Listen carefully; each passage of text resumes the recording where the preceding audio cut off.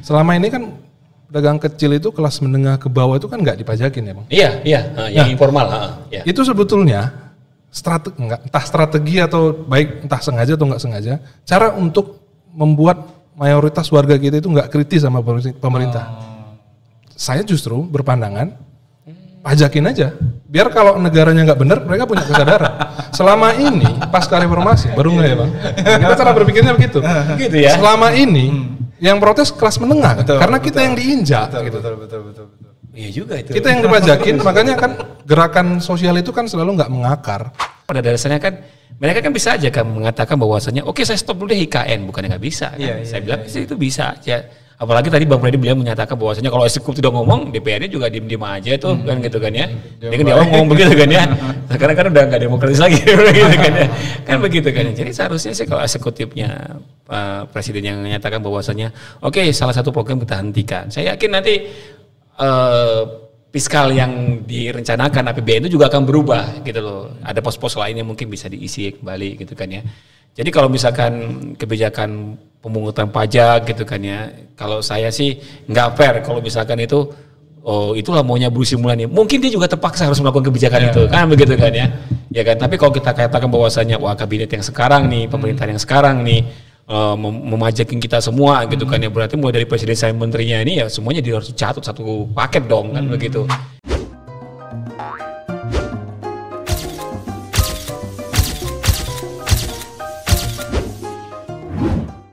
Masalah real kita di masyarakat apa sih sekarang ya kan? Lapangan kerja.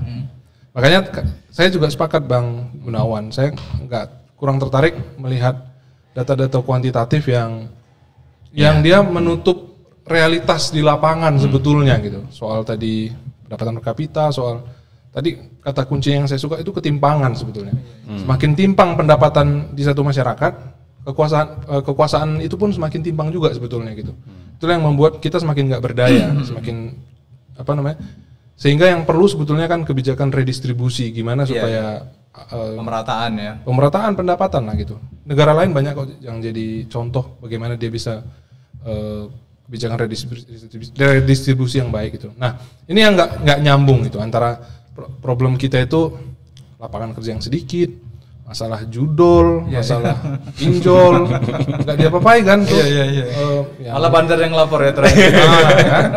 Itu kan kelihatan negara itu representasi siapa gitu, representasi bandar, bukan representasi warga gitu kan. Representasi apalagi problem kita, kesehatan mungkin, pendidikan. Apakah masalah pendidikan itu diselesaikan dengan sekolah rakyat gitu kan?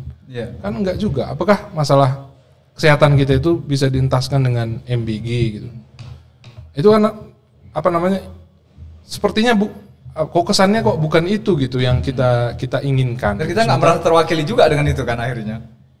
Pastinya kita merasa bahwa yang dilakukan pemerintah itu bukan bagian dari upaya untuk menyelesaikan persoalan kita sehari-hari. Apalagi tadi saya bilang ya, kekuasaan yang ada itu sudah semakin terpusat gitu ya, nggak ada lagi DPR itu yang harusnya menjadi lembaga pengontrol eksekutif, baik itu mengontrol kebijakannya, penganggarannya.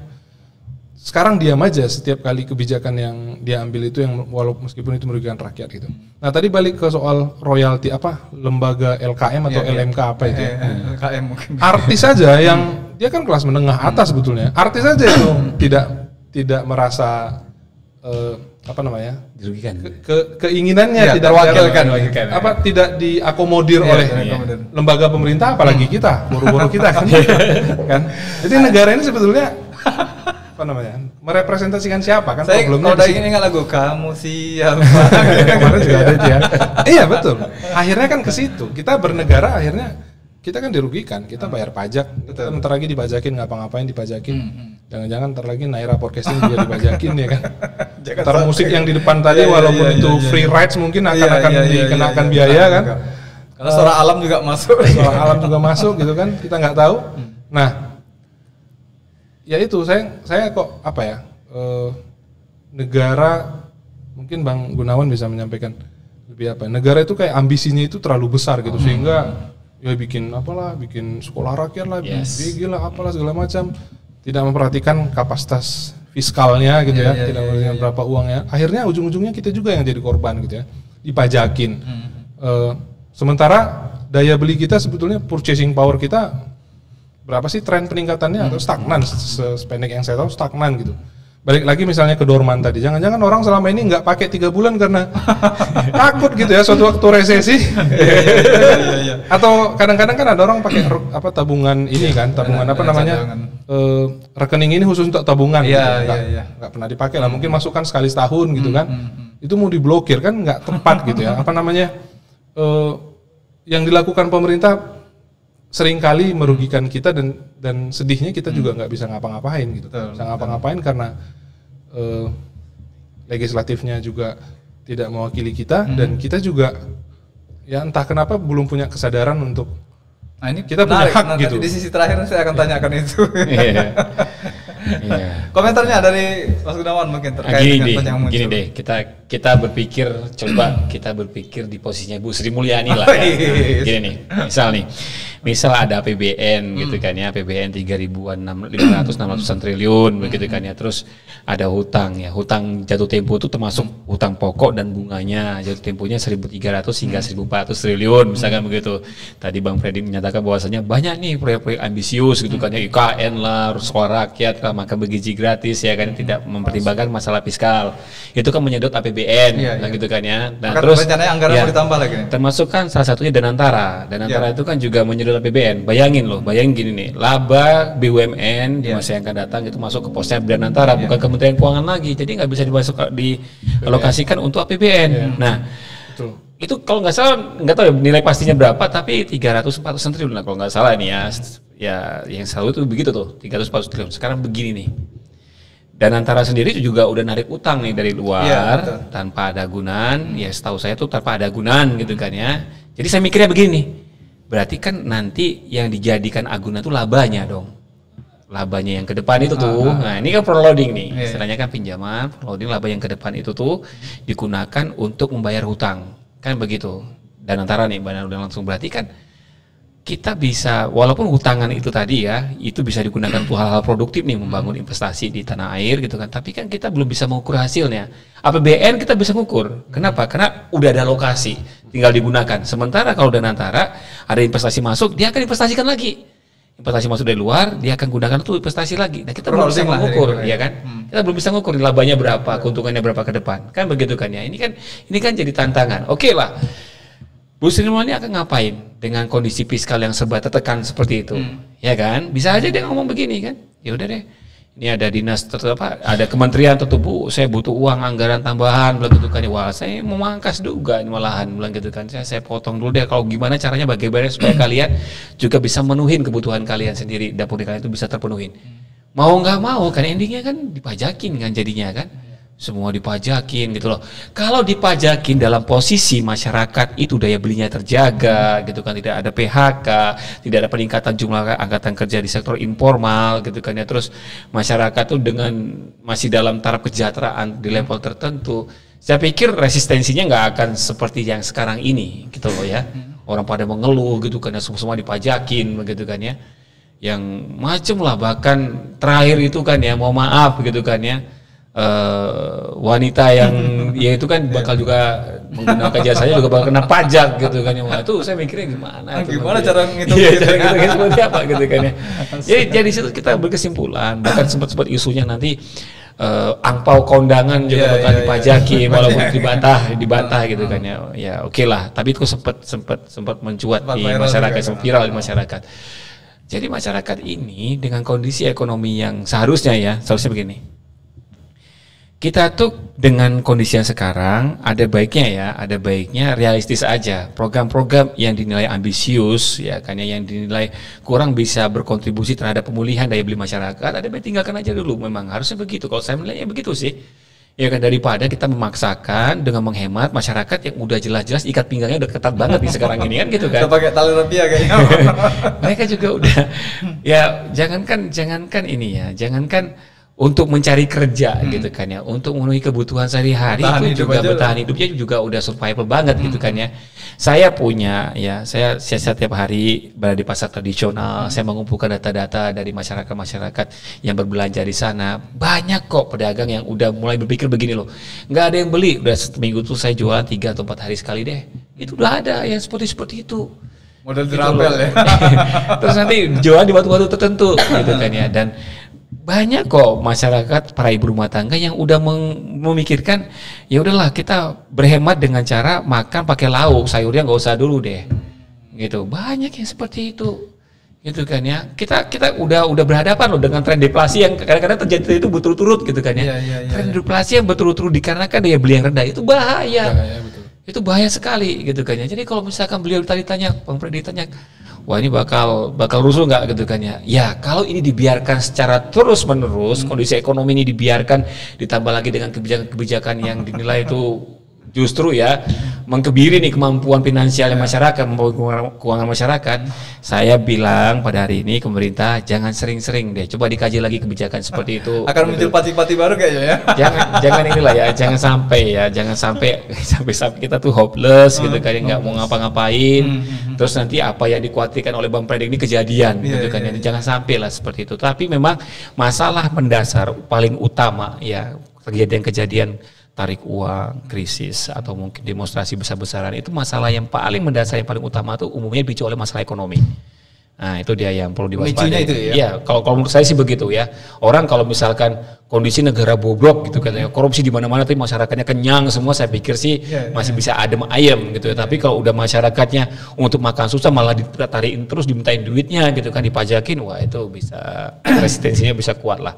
Baik, tapi yang jadi pertanyaan sebenarnya begini. Jadi ada logika terbalik yang sulit diterima masyarakat itu terkait dengan masyarakat dipajaki, tapi sektor sumber daya alam seperti tambang, nikel dan lain sebagainya itu justru syarat dengan perputaran uang yang dipegang sama oligarki dan aroma-aroma korupsi yang banyak di sana. Jadi pertanyaannya, jadi masyarakat tuh bertanya, ini sebenarnya siapa yang diuntungkan dalam perkara ini? Bahkan kemarin kita baca di media sosial juga PLN tuh rugi setiap hari tuh berapa M gitu kan, tiap hari.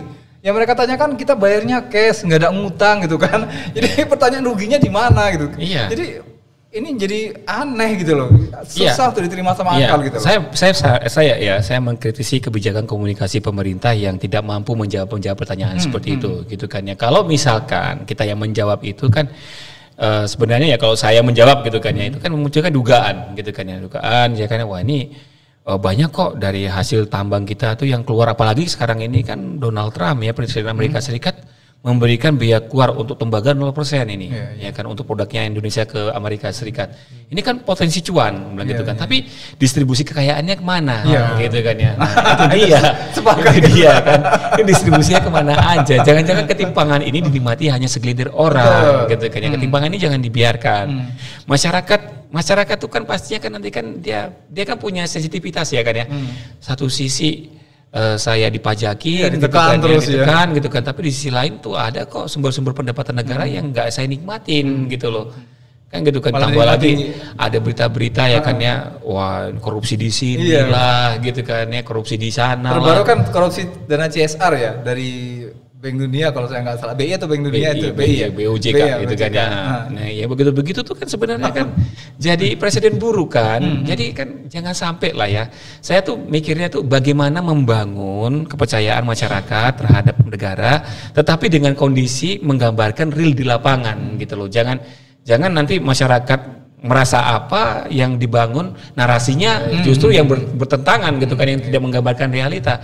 Ini kan justru kian membuat ya kan ya integritas pemerintah di mata masyarakat kan menurun gitu loh. Jangan sampai lah itu terjadi gitu kan ya.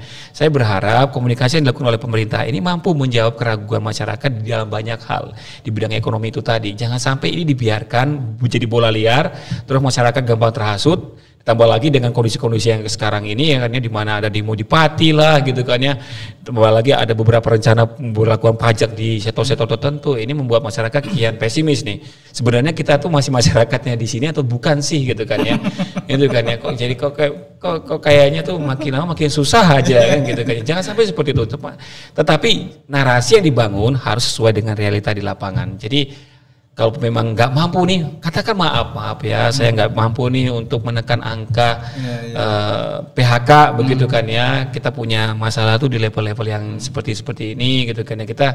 Kita bercerita dengan apa adanya. Walaupun ya saya sendiri ya pesimis lah pemerintah mampu mengutarakan itu secara vulgar gitu ya di depan masyarakatnya, di depan konstituennya itu agak berat saya pikir. Tapi, itu saya butuh satu jawaban sederhana aja dari Mas Gunawan. Pertanyaannya kan selalu akan ditanyakan oleh masyarakat. Ketika kita diserang dengan puluhan indikator pajak ini, pertanyaannya kenapa pemerintah justru kayaknya enggan ngambil pajak itu dari sumber daya alam yang tadi yang kita sebutkan. Alasannya kenapa kira-kira gitu? Jadi masyarakat pengen tahu sih sebenarnya. Saya sendiri juga belum dapat informasi berapa sih sebenarnya royalti yang harus kita terima dari industri tambang, pajak yang kita terima gitu ya. Beberapa teman-teman udah menggambarkan itu kan ya, udah menggambarkan itu semua gitu kan ya. Sekarang pertanyaannya kan, kalau saya sih masih bertanya malahan, apakah memang dari pendapatan dari sumber tambang itu mampu menutupi APBN? Itu yang jadi pertanyaan saya sih gitu kan ya. Nah, memang ada baiknya. Justru pertanyaan tuh begini, kenapa sih pemerintah nggak berani terbuka gitu, belak-belakan gitu kan ya. Dari tambang ini kita dapat berapa, didistribusi berapa gitu kan ya. Coba deh sampaikan itu secara vulgar aja gitu loh. Yang menikmati itu PT-PT yang mana gitu kan ya, perusahaan yang mana aja gitu kan ya, dapatnya berapa gitu kan ya. Kalau emang itu bisa secara vulgar disampaikan gitu kan ya, masyarakat mendapat informasi seperti itu secara detail gitu kan ya, terus diamini nih orang-orang katakanlah auditor begitu kan ya, orang-orang ekonom gitu kan, diamini memang faktanya demikian gitu kan ya. Itu saya pikir kayaknya clear itu masyarakat kan ya. Ya kan itu clear kan, ya kan. Ini kan kita tuh kayak terjebak pada kasus-kasus yang seperti disinggung Pak Freddy tadi kan, mau ijazah nih ya gitu kan ya. Kita kan terjebak di situ gitu kan ya. Kita kan cuman butuh kepastian aja sebenarnya. Masyarakat ini kan jangan sampai ya, karena kan dunia digital itu kan liar saya lihat gitu kan ya. Orang kan bisa berpersepsi apa aja, orang kan bisa menafsirkan data-data itu kan untuk kepentingan masing-masing. Jangan sampai masyarakat terhasut di situ. Sementara pemerintah nggak hadir membangun narasi-narasi yang bertentangan dengan kondisi real di lapangan. Waduh, itu bisa gawat gitu kan. Tambah lagi daya beli masyarakat yang compang-camping ini pada saat ini gitu kan ya. Itu bisa memperburuk keadaan, dan saya berharap ya berpikirlah bagaimana caranya kita tetap bisa ya membangun Indonesia ini dalam jangka panjang, karena memang dalam kurun waktu 3 hingga 5 tahun yang akan datang saya melihatnya itu pemerintah akan tetap masih terbebani dengan masalah hutang, dan pajak itu akan menjadi pembicaraan yang akan datang gitu kan ya, pemungutan pajak. Ditambah lagi kalau misalkan kondisi ekonomi global ini tidak mengalami pemulihan, kita berhadapan dengan risiko ketidakpastian yang kian mengerucut gitu loh. Pada suatu titik bahwasanya wah, kita juga nggak tahu nih nasib kita ke depan itu nanti akan membaik atau gimana, atau mungkin harapan kita, doa kita untuk biar supaya masa depan kita tuh di tahun-tahun yang akan datang tuh pulih, itu mungkin jauh dari harapan gitu. Nah itu jangan sampai kejadian seperti itu gitu loh. Ini sekarang kalau kita lihat fakta mungkin tadi ya sudah sempat disampaikan tentang ras bank tadi ya, artinya uang sudah mulai di layar kita sudah muncul tentang rakyat rame-rame tarik uang dari bank, ekonomi terancam kolaps kan. Dan ditambah lagi kemarin ini diperkuat lagi dengan masalah pembukuan rekening kemarin kan. Jadi hal-hal yang memang sejalan akhirnya kan untuk mengakuan sikap. Jadi bahasanya kan gitu, daripada nanti rekeningku di freeze sama pemerintah. Ini kan makin memperkuat. Iya. Kan? Jadi pemerintah, saya yakin ya pemerintah itu punya lah ya divisi intelijen ekonomi yang mereka milikin ya untuk melihat dampak dari kebijakan atau dampak dari fenomena ekonomi yang belakangan ini terjadi. Contoh nih, kalau misalkan rekening nganggur 3 bulan diblokir, katakan begitu kan ya, itu kan membuat orang tuh kan makin khawatir kan, aduh jangan-jangan nanti uang saya ini, kalau saya misalkan belanja secara online, ya kan ya, katakanlah saya pedagang bakso, misalkan begitu kan ya, transaksi pakai kris, cekrek gitu kan ya, terus tiba-tiba nanti muncul nih, yang tanpa saya tahu tagihan pajak yang nggak saya duga-duga begitu kan ya. Nah, apa yang akan terjadi? Ya udahlah, saya coba giring orang untuk transaksi secara konvensional pakai uang tunai, saya tarik uang saya, itu bisa. Nah, itu yang seharusnya ditangkap nih sama pemerintah nih, jangan dibiarin yang kayak gini nih, gitu kan ya. Ada baiknya kebijakan-kebijakan yang diambil dengan kondisi yang sensitif nih terhadap kebijakan-kebijakan perpajakan itu jangan lantas semuanya itu rencananya itu direalisasikan. Cuman coba deh, kalau cuma sekedar cek ombak silakan ya, artinya membuat kebijakan yang tidak populis, cek ombak dulu deh gitu kan ke lapangan gitu, boleh gitu kan ya, nanti hasilnya dijadikan rujukan untuk membuat kebijakan yang realnya sesungguhnya itu seperti apa, boleh. Tapi kalau misalkan ini semua nanti terjadi gitu kan ya secara serempak seperti itu, payment ID bisa mengecek pajak yang kita seperti apa begitu kan ya, orang kan jadi takut. Ya takutnya kenapa? Ya takut nggak bisa bayar gitu kan ya. Kenapa? Ya kan selama ini kan gini ya. Pajak kita turun itu pertama banyak PHK, berarti kan PPN kan turun, ya kan ya. Perusahaan bangkrut itu kan PPN berarti turun. Kalau orang di PHK, PPH pasti turun karena pajak penghasilan dari situ, ya kan ya. Nah terus orang yang di PHK ini mana kerja ke sektor informal, jual bakso lah, jual gorengan, jual basreng lah, ya apapun lah itu ya kan ya, jual grosiran lah begitu kan ya. Terus dia pakai transaksi secara online, cekrek gitu kan ya. Terpantau nih, deteksi gitu kan ya. Terus datangnya orang pajak lagi, waduh. Itu kan jadi itu kan bisa membuat mereka tuh traumatik gitu kan ya, trauma begitu kan. Waduh, jangan-jangan apapun yang sekarang saya lakukan itu tidak terlepas dari pemantauan pemerintah.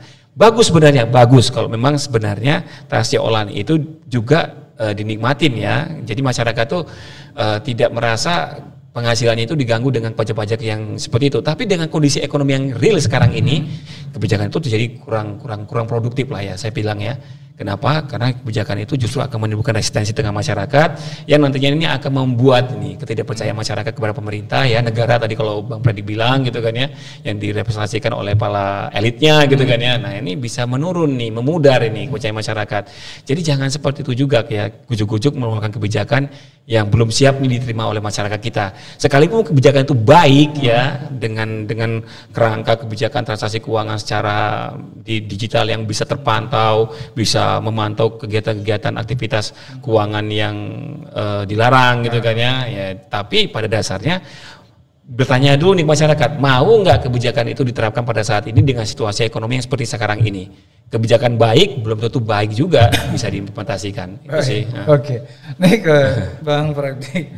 Kita melihat dengan kasus-kasus yang muncul tadi kan membuat masyarakat akhirnya serba sulit ya untuk menyelamatkan perkara dapur ya kan, kemudian juga bagaimana ke depan nasibnya juga nggak ada kejelasan gitu. Dan pada akhirnya kalau kita lihat sekarang ini berkaitan dengan bulan Agustus ya, tentang kemerdekaan, tadi yang kita bicarakan di awal tentang adanya wacana untuk pengibaran bendera One Piece ya, yang menggambarkan bentuk perlawanan. Bahkan anehnya kemudian dari Menko Polhukam mengatakan akan ada sanksi untuk yang mengibarkan gitu kan.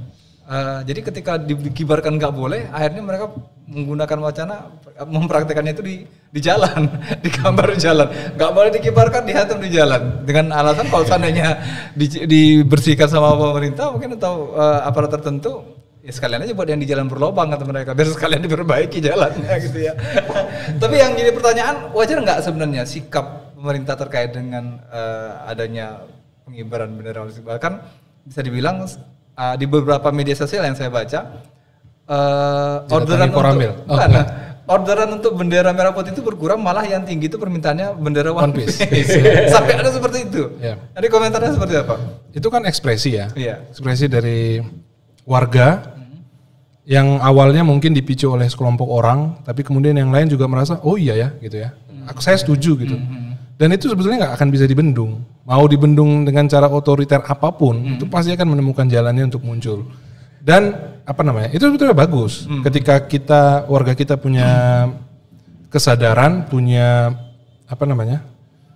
merasa bahwa dia punya hak untuk memprotes ketika dia nggak dapat kebijakan yang baik. Gitu.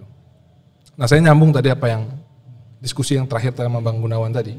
Kalau saya justru sepakat dengan ide yang, walaupun ini unpopular opinion ya, selama ini kan pedagang kecil itu kelas menengah ke bawah itu kan nggak dipajakin ya Bang? Iya, yang informal. Itu sebetulnya entah strategi atau baik entah sengaja atau nggak sengaja, cara untuk membuat mayoritas warga kita itu nggak kritis sama pemerintah.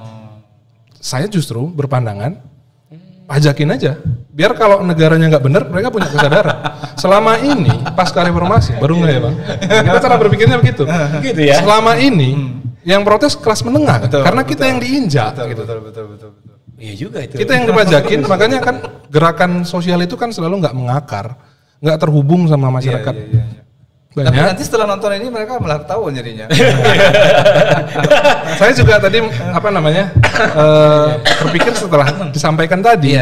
Selama ini kita itu nggak punya kesadaran politik, nggak menyadari kita itu punya hak untuk memprotes karena memang negara juga nggak menyentuh level itu ya. justru sebetulnya ya pajakin aja gitu. Justru bernegara kan memang harus gitu, sehingga terbangun kontrak tadi kan. Betul. Warga bayar pajak, ketika in return dia tidak mendapatkan sesuatu yang seharusnya, dia protes gitu. Betul. Nah makanya kalau balik ya, saya rasa seharusnya pemerintah biarin aja itu apa sih artinya sekarang? Saya tarik gitu maksudnya gitu ya. Kalau membuat dia masyarakat begitu ya berarti ya.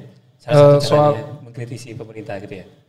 Bang Gunawan, politik Indonesia sejak zaman kolonial itu sama sebetulnya. Polanya ya. Yang mayoritas paling bawah itu bagaimana caranya supaya itu nggak pinter gitu. Oke.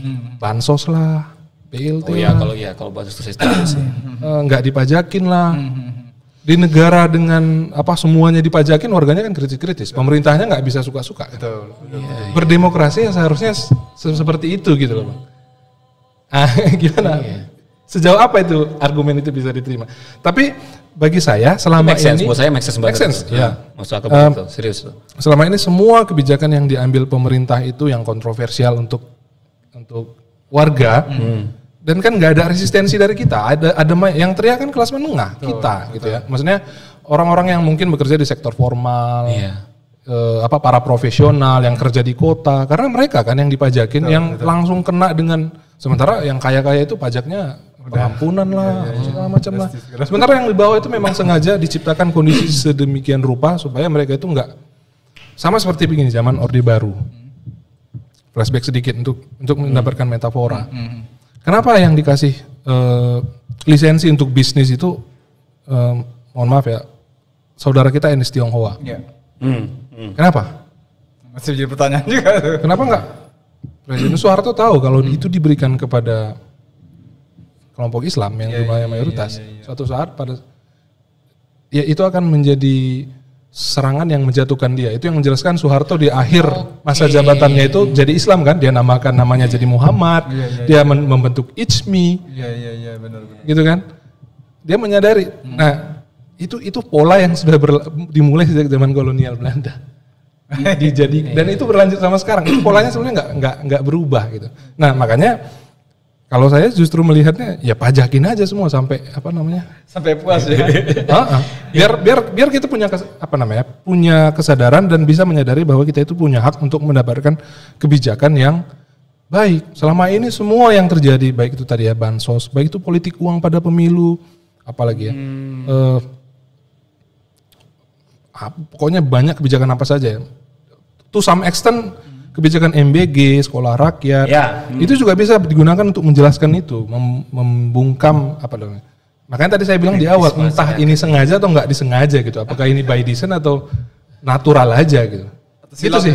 Atau silap ya. Jadi balik ke pertanyaan yang One Piece tadi ya. Kalau saya sih berpendapat justru berbahaya kalau pemerintah itu mengekang. Itu nanti akan, justru kalau saya jadi pemerintah justru itu biarkan aja. Itu kan ibaratnya kotoran ya, ibaratnya kota. Kalau kota itu nggak punya parit, kotoran itu kan tumpah ke jalan. Ya itu kan saluran ekspresi. Di DPR itu nggak tersalurkan. Orang itu harus ada kanal lain kan. Atau ini kayak ada kanal di sini ya. Nah bendera One Piece itu adalah kanal. Kalau kanal itu pun ditutup, apa mau kita yang turun ke gitu kan? Kan nggak, biarin aja lah. Kalau bisa ditambahkan aja bendera kayak bendera. Karena dengan cara kita sibuk di situ, kita nggak ngurusin problem sesungguhnya kita jadinya. Rakyat jadi lupa sebetulnya. Jangan didengar lah kalau bisa ya.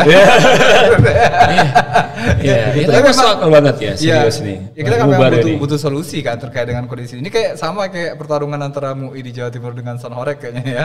Terkait dengan haram fatwa MUI. Iya, fatwanya itu kan. Terakhir dibuat sama mereka display tentang Sanhoreknya halal gitu ya. Mirip-mirip begitu kayaknya ini. Tapi memang menarik nih karena memang kita ngelihat fenomenanya sekarang Sumatera kayaknya belum ya, tapi nggak tahu apakah dapat informasi di daerah lain sudah mulai ada yang pasang dan supir-supir truk sih kebanyakan yang memasang. Nah, saya pernah lihat sendiri, saya pernah lihat itu. Ada supir truk itu kan di jalan gitu kan. Iya, di jalannya Samaraja itu kan ya. Dari Tanjung Merawa menuju ke Kota Medan gitu kan. Masih dari Sedang sih. Begitu masuk batasan Kota Medan masuk batasan Medan tuh ada truk box ya kan ya. Ada bawa tempel itu bendera One Piece tuh kanan kiri itu. Ya kan ya. Dia tidak dikibarkan tapi ditempel di temboknya di dindingnya. Dinding itu, ya. mobilnya ya, truknya. Ya, Kalau saya belum lihat langsung, tapi saya mulai lihat beberapa teman saya di kontak itu mulai ganti foto profil. pic-nya itu pakai gambar One Piece. Kenapa harus ini sih? Saya mau nanya boleh ya. Iya, kenapa? Saya gini loh. Agak kepo. One Piece itu bukan bendera selain bendera merah putih gitu kan ya. Itu sebenarnya boleh nggak sih dikibarkan gitu loh? Boleh sepanjang dia nggak lebih tinggi dari merah putih. Oh, gitu posisi aja ya, masalah posisi aja. Masalah posisi ya. Tapi kan gini ya. Kalau kita ngelihat bendera merah putih, terus ada bendera organisasi olahragaan gitu kan ya. Itu kan jadi pandangan yang wajar gitu kan. Lazim lah masih. Lazim dengan tapi begitu bendera merah putih usia bajak laut gitu kan. Lucu sih. Iya. Kan message-nya yang disampaikan beda gitu kan. Ini message-nya tuh kayak pergolakan lah atau apa gitu kan ya. Jadi kan mungkin yang ditakutkan pemerintah itu kan persepsi yang dibangun dari bendera itu ya. Iya, persepsi yang dibangun oleh pemerintah sekarang atau pemerintah di rezim apapun selalu takut ketika ada sekelompok warga yang mencoba untuk membangun narasi kebijakannya itu tidak menyelesaikan solusi gitu. Makanya kalau kita tracking lagi ke belakang sebetulnya polanya juga berulang. Ketika misalnya pejabat pemerintah mengatakan Indonesia cerah, karena ada gelap gitu kan, selalu diberantas kan ketika ada ekspresi-ekspresi ketidakpuasan itu kan, gitu. Seperti sangat alergi gitu, seperti sangat sensitif gitu untuk hal-hal yang mereka rasa itu bisa membangkitkan kesadaran orang untuk mau melakukan protes gitu. Padahal ya kalau menurut saya balik lagi itu tadi namanya itu drive secara psikologis, psikoanalisis, itu drive yang harus keluar gitu, harus tersalurkan. Ya ibaratnya konsekuensi dari statement awal juga akan sebenarnya kan? Ya, ini semua struktur yang semuanya saling berkaitan. Kalau kita kembali lagi ke sistem politik yang tidak demokratis, pengambilan kebijakan yang tidak demokratis, itu semua saling berkaitan. Balik lagi kan kalau kota nggak ada paritnya, mau kemana tuh kotoran kita? Maksudnya limbah yang dihasilkan oleh masyarakat. Makanya ya selama ini itulah ide demokrasi ya. Demokrasi itu membuat sebenarnya paritnya itu di parlemen. Ekspresi ketidakpuasan itu biar nggak berantem di jalan itu dipindahkan ke parlemen dibicarakan. Harusnya ya. Harusnya. Okay. Ketika parlemennya udah nggak menjalankan fungsi itu kan itu mencari mungkin saluran lain. Mungkin ya kali ini One Piece lah saluran. Sebelumnya Indonesia gelap, sebelumnya apa gitu. Ini akan terus ada sih sebenarnya. Mungkin para penyelenggara negara yang duduk di anggota dewan sana mungkin gak jurusannya politik kemarin mungkin jadi mereka bisnis semua. Ya benar. Bisa jadi ya. Benar, kita berasumsinya seperti itu. Nah, ini aku minta tampilkan lagi dari tim kita terkait dengan kan tadi problemnya tentang kebijakan Menteri Keuangan sehingga kemudian akhirnya masyarakat itu langsung tendensius kepada pribadi personalnya Bu Sri Mulyani ya. Dan kita lihat ada beberapa gambar ini terkait dengan ekspresi dari masyarakat di media sosial. Vina ini Vina ya memang menjadi menjadi gambaran juga selain One Piece tadi bahwa orang tuh sampai kesal itu ke personalnya gitu loh. Nah, kalau kita lihat sebetulnya apa yang keluar dari Menteri Keuangan ini sebenarnya gambaran dari kebijakan tunggal atau memang ini kesalahan komunikasi antar lembaga di dalam? Enggak lah, saya bilang ini kebijakan kolektif lah ya pemerintahan, kabinetnya ini. Saya nggak yakin juga ya kalau misalkan program-program strategis, program-program ambisius yang dimiliki oleh pemerintah itu kalau misalkan kebijakan itu, program itu dihapuskan gitu kan, secara otomatis kan Bu Sri Mulyani punya ruang untuk pengendalian fiskal yang lebih bagus kan begitu kan ya. Saya pikir kalau misalkan kita menyerang pribadinya Bu Sri Mulyani nggak tepat gitu loh, tapi kalau kita argumentasinya itu kebijakannya boleh gitu. Artinya kan ya. Bendera One Piece boleh di Iya kan ya. Jadi kalau misalkan ya saya ngelihat sih ada beberapa banyak lah yang meme-meme gitu kan ya yang mencatut gambarnya Bu Sri Mulyani begitu kan ya. Tapi kalau saya bilang sih kebijakan yang dikeluarkan Bu Sri Mulyani dalam pengendalian fiskal ini, dalam pengelolaan fiskal itu dia tidak terlepas dari kebijakan secara keseluruhan kabinet yang ada di situ gitu loh. Ya kan kemauannya presiden dan wakil presiden gitu kan ya, terus pengalokasian anggaran yang digunakan untuk kebijakan strategisnya pemerintah begitu kan ya. Pemerintah ini kan kalau dalam konteks yang saya sebutkan ini ya presiden dan wakil presidennya itu loh. Jadi kan pada dasarnya kan mereka kan bisa aja kan mengatakan bahwasanya oke saya stop dulu deh IKN, bukannya nggak bisa kan? Saya bilang itu bisa aja. Apalagi tadi Bang Freddy bilang menyatakan bahwasanya kalau eksekutif tidak ngomong, DPR-nya juga diem-diem aja tuh kan gitu kan ya. Dia kan dia ngomong begitu kan ya. Sekarang kan udah nggak demokratis lagi gitu kan ya. Kan begitu kan. Jadi seharusnya sih kalau eksekutifnya presiden yang menyatakan bahwasanya oke salah satu program kita hentikan. Saya yakin nanti fiskal yang direncanakan APBN itu juga akan berubah gitu loh. Ada pos-pos lain yang mungkin bisa diisi kembali gitu kan ya. Jadi kalau misalkan kebijakan pemungutan pajak gitu kan ya, kalau saya sih nggak fair kalau misalkan itu, oh itulah maunya Bu Sri Mulyani. Mungkin dia juga terpaksa harus melakukan kebijakan itu, kan begitu kan ya. Ya kan, tapi kalau kita katakan bahwasanya wah kabinet yang sekarang nih, pemerintahan yang sekarang nih, memajakin kita semua gitu kan ya, berarti mulai dari presiden sampai menterinya ini ya semuanya harus catat satu paket dong kan begitu. Ya ini nih kebijakan pemerintah yang kalau bisa dibilang ya belakangan ini tuh gencar banget sih narik pajak, narik royalti begitu kan, padahal sebelumnya nggak ada apa-apa begitu loh. Kalau saya bilangnya seperti itu. Jadi jangan ya buat masyarakat sih ya jangan serang pribadinya lah bilang gitu kan ya. Ya kan nggak fair juga begitu kan ya. Ya ada baiknya kalau misalkan Bu Sri Mulyani punya argumen untuk membuat kebijakan tertentu dalam sektor-sektor tertentu yang mau dipajakin, yuk kita sama-sama uji, kita sama-sama kasih masukan, kita sama-sama kritisi nih, gitu kan ya. Sebenarnya kebijakan itu layak nggak diterapkan. Dengan kondisi daya beli yang sekarang ini, ya sekecil apapun pajak yang mau ditarik oleh masyarakat pasti akan mendapatkan resistensi, mendapatkan perlawanan. Nah itu dia, ini itu yang perlu dipahami. Jadi pajak ini baik ya untuk kesinambungan APBN dalam jangka panjang, tetapi dengan kondisi ekonomi masyarakat yang daya belinya tengah terpuruk belakangan ini, pajak ini bisa jadi bumerang buat pemerintah. Ya kan ya, kita udah lihat Pati ya kan ya 250% tuh kan awalnya kan rencana kenaikan PBB kan. Itu aja perlawannya tuh luar biasa tuh, bahkan ada yang berani one by one berhadapan sama sama eksekutifnya gitu kan ya. Nah, gitu kan saya juga menilai itu salah satu bentuk kemarahan, salah bentuk perlawanan yang saya pikir jangan sampailah dibiarkan ini meluas ke wilayah yang lain ya kan ya, karena saya sebenarnya pengen nanya ke Bang Freddy, sebenarnya tuh stabilitas politik seperti apa yang bisa dijadikan acuan ke kita, yang bisa kita nilai bahwasanya kan gini nih, kalau di ekonomi gini Bang, sorry nih, di saat orang kesulitan ekonomi gitu kan ya, dia bisa melakukan apa aja ya, mencuri lah, apapun itu, walaupun itu ya kita sama-sama sepakat itu tidak boleh dilakukan sebenarnya, tapi kan orang dalam kondisi terjepit dia akan hilang nih akal sehatnya. Nah kondisi itu kita jadikan acuan bahwasanya wah ini bisa memicu masalah-masalah yang lebih besar. Nah kalau politik itu seperti apa? Indikator-indikator politik yang mungkin ada yang Bang Freddy ketahui gitu kan ya.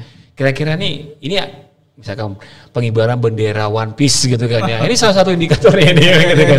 Atau mungkin ada itu, atau mungkin itu mungkin kadarnya belum seberapa. Masih ada kadar yang lebih tinggi kalau dari sisi politis itu seperti ini loh indikatornya. Nah, kalau itu memang bisa dijelasin di sini, itu jadi pengetahuan buat saya nih. Jadi nanti saya akan lihat dari segala macam ini kan, dari segala macam nanti kita gitu masuk episode kedua. Nah, tapi saya respon singkat, Pak. Kalau menurut saya ya gini. Kalau misalnya pemerintah berhasil menjaga stabilitas ekonomi, daya beli yang baik, harga-harga sembako oke, masyarakat puas, muncul mau bendera One Piece, Two Piece, Three Piece, Six Pack, apapun, pemerintah kalau memang pemerintah berhasil dalam kebijakan ekonominya, mau muncul apapun itu, pemerintah itu nggak akan ribet, nggak akan sibuk itu ngurusin supaya itu dilarang apa sampai semua mengeluarkan statement itu. Makar itu apa kayak gitu. Kalau saya percaya begitu. Oke. Berarti ketika pemerintah merasa terganggu ada bendera One Piece. Ini penegasan juga sekalian dari pertanyaan saya tadi ya. Ya. Maka kebijakan ekonomi pemerintah ada masalah gitu ya berarti ya. Gagal. Enggak, maksudnya gagal dong. Langsung clear. Maksud saya gagal minimal bagi orang-orang yang mengeluarkan bendera One Piece. Kalau saya sih percaya stabilitas ekonomi itu akan seiring dengan stabilitas politik juga. Oke. Makanya pemerintah itu sebenarnya harus hati-hati. Beberapa tahun terakhir ada contoh negara seperti Sri Lanka, Venezuela atau Bolivia gitu ya, yang chaos kan karena pemerintahnya nggak bisa menjaga ekonominya. Rakyat udah nggak tahu nih menghadapi hiperinflasi, kemudian uang yang beredar juga makin nggak ada gitu. Kalau saya sih premis saya itu Bang, ketika pemerintah berhasil kebijakan ekonominya, maupun itu muncul ekspresi seperti itu, pemerintah biasanya nggak akan sibuk tuh ngurusin. Santai aja kalau ya. kebijakannya itu gagal, dia akan sibuk untuk menutupi supaya kegagalan itu kan Ini masalah pencitraan lagi kembali kayaknya ya. Ujungnya mungkin bagus. Oke, pertanyaan terakhir dari saya mungkin untuk kedua narasumber kita pada hari ini. Oke. Rakyat saat ini merasa berjuang sendiri dan keinginannya hanya tidak diganggu dengan aturan-aturan aneh. Apa pesan kedua narasumber nih untuk rakyat dan pemerintah? Apalagi ini momennya momen 17 ya, yang masih menjadi pertanyaan lagi dengan simbol 8 angka 80 itu masih jadi pertanyaan, ini simbol apa sebenarnya gitu kan. Masih jadi pertanyaan. Tapi kita minta pesan nih dari narasumber, mungkin dari sisi ekonominya, mungkin juga dari sisi Bang Pradik sebagai politik untuk melihat kondisi ini. Silakan.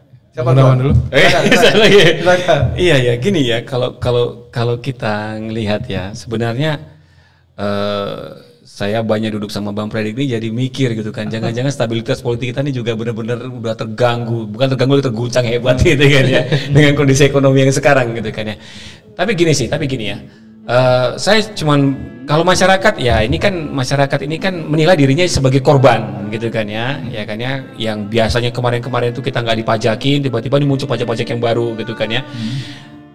Gini deh, saya berharap pemerintah itu cobalah pada saat mengeluarkan kebijakan sebaiknya diuji dulu gitu kan ya, dilakukan kajian secara ilmiah, dilakukan kalau saya bilang ya, kalau saya boleh sarankan itu kan, coba dilihat situasi di lapangan itu benar-benar mencerminkan nggak dengan kondisi apa yang disampaikan oleh pembisik-pembisiknya nih, menteri-menterinya nih, kan begitu kan ya. Bukan berarti kita meragukan kredibilitas para menteri gitu kan ya, tetapi kan disinformasi itu kan bisa aja terjadi. Nah, bagi masyarakat gitu kan ya, ada baiknya kalau memang muncul muncul rencana kebijakan-kebijakan yang dikira-kira itu membebani gitu kan ya, coba kita suarakan bareng-bareng ya kayak, tapi saluran suaranya ini ya jangan anarkis lah ya. Kita pakai media sosial, kita lakukan secara bijak gitu kan ya, tidak memprovokasi yang lain gitu kan, untuk melakukan tindakan-tindakan yang katakanlah kayak makar begitu kan ya. Tetapi kita coba deh bangun sebuah kritikan yang kondusif gitu ya. Misal nih contohnya nih, ada pajak untuk yang dibakukan kepada yang awalnya itu sempat viral, kondangan bakal dikenain pajak gitu kan ya. Ya kita bangun aja argumennya.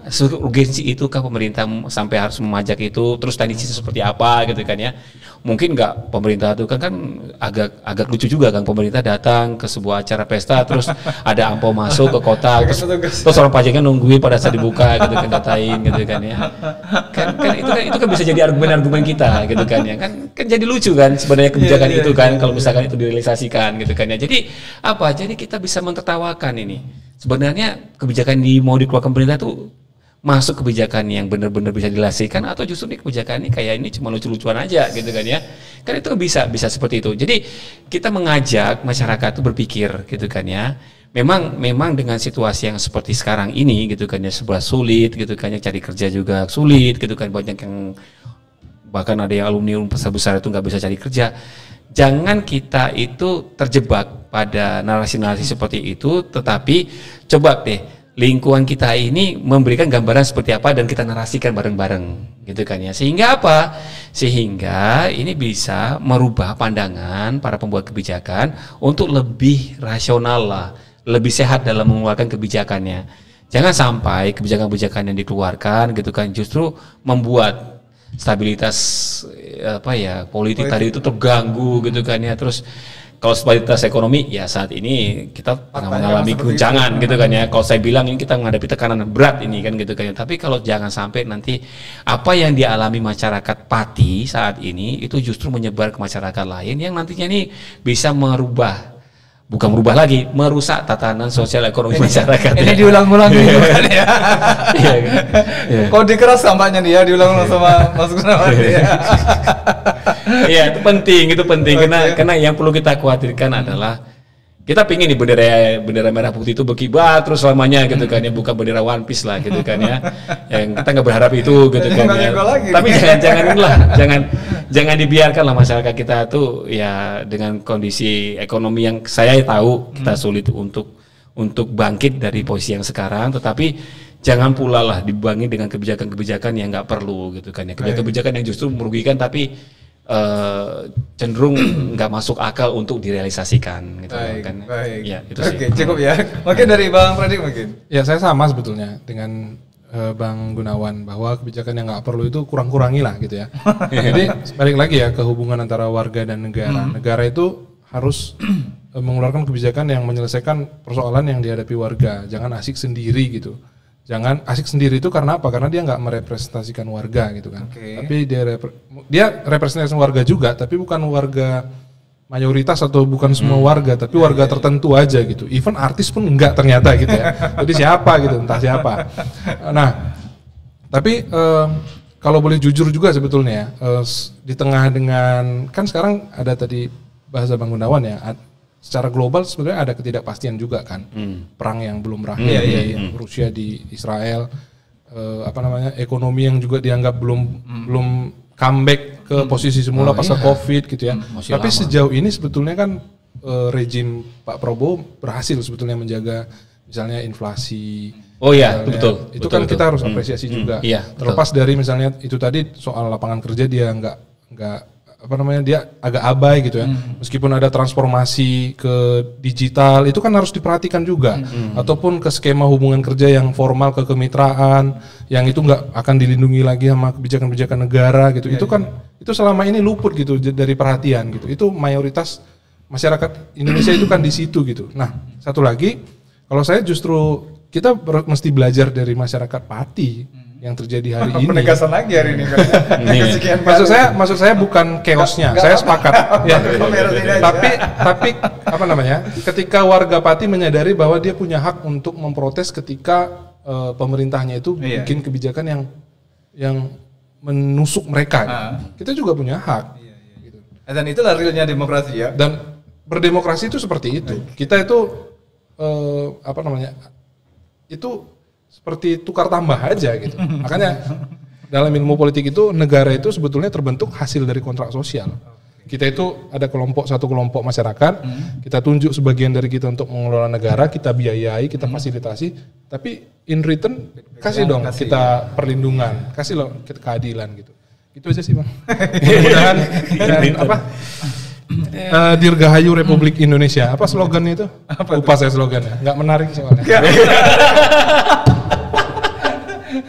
Ada tambahan pesan kali untuk generasi kedepannya gimana supaya melek politik, sadar ini. Ini penting nih kayaknya dari Bang. Sebetulnya nggak ke masyarakat, nggak ke generasi muda juga sih sebetulnya. Ke pengambil keputusan aja, pajakin aja semua. Saya balik tadi ya. Salah satu cara menumbuhkan jadi kenapa kesadaran berpolitik negara-negara maju itu tinggi? Bukan karena pendidikan, disosialisasi segala macam, tapi karena memang mereka dipajakin gitu. Semua disuruh dipajakin, rumah dipajakin, dia beli apapun kadang-kadang tinggi kan pajaknya. Nah, ketika dia merasa seluruh hidupnya dipajakin, dia punya kesadaran bahwa loh, aku udah bayar kamu negara untuk beroperasi, kamu harus kisah yang baik sama saya. Karena ada 3 hal yang sudah pasti di dunia ini kan. Debt, tax, satu lagi kita bisa ganti jadi misalnya Naira Podcasting terus mengudara. Jadi debt dan tax itu 2 hal yang udah pasti di dunia ini gitu. Udah baku ya. Pajak itu memang sudah sama seperti kematian, pasti harus ada. Pasti ada. Nah, itu sih. Tapi kalau terlalu sangat mencekik ya mati semua sebenarnya. Itu dia yang perlu diwaspadai juga sih. Tapi tetap harus adil kan. Harus adil. Jangan disamaratakan semua dong. Yang kaya itulah yang porsi yang paling besar. Kemudian yang bawah jangan juga sama dengan yang tengah gitu. Dan terakhir tadi River yang menarik juga menurut saya ya, soal redistribusi. Selama ini kita nggak tahu data ekspor mineral kita itu kadang-kadang itu nggak real. Jauh lebih banyak yang diekspor secara ilegal sebetulnya. Dan itu dinikmati segelintir orang. Harusnya negara urus itu loh. Malah laporannya justru muncul pada saat terjadi korupsi ya kan.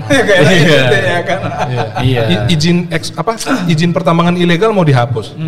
Itu kan oksimoron ya. Mana ada izin pertambangan ilegal kan? Itu kan waktu debat capres dulu kan. Cawapres. Benar. Itu sih redistribusi juga. Baik. Oke. Terima kasih banyak nih sudah bisa berdiskusi secara hangat ya dengan kita di tema masuk surga jalur WNI, karena memang kita ambil pilih-pilih kira-kira apa tema yang pas untuk kemudian menjawab keresahan masyarakat ya saat ini. Ini bentuk juga kita berdemokrasi dalam konteks itu tadi ya, di mana memang kita punya hak untuk menunjukkan sikap, menyatakan sikap yang memang dijamin oleh undang-undang gitu kan. Tapi kan ini bentuk diskusi yang sehat sebenarnya. Ketika masih bisa bicarakan daripada kemudian nggak ngomong apa-apa, tiba-tiba bergerak saja kan jadi masalah kan? Benar kan? Setuju kan? Setuju ya. Nah, jadi nggak tanpa arah nanti. Iya, sampai lagu ini pun kemudian viral. Lagu 17 Agustus dengan nada melo ya, yang memang menjadi penutup perbincangan kita pada sore hari ini. Ya, sekali lagi makasih banyak Mas Gunawan. Ya, sama-sama. Terima kasih selalu. Mudah-mudahan kita nanti bisa diskusi lagi di lain kesempatan dan lain Ya, waktu. baik. Ya, berharap kondisi negeri kita yang kita cintai ini semakin baik ya. Dan pemerintah bisa mendengar keluhan masyarakatnya dan memperbaiki kinerja mereka. Itu aja mungkin. Ya. Terima kasih, saya izin mohon undur diri. Assalamualaikum warahmatullahi wabarakatuh. Waalaikumsalam warahmatullahi wabarakatuh.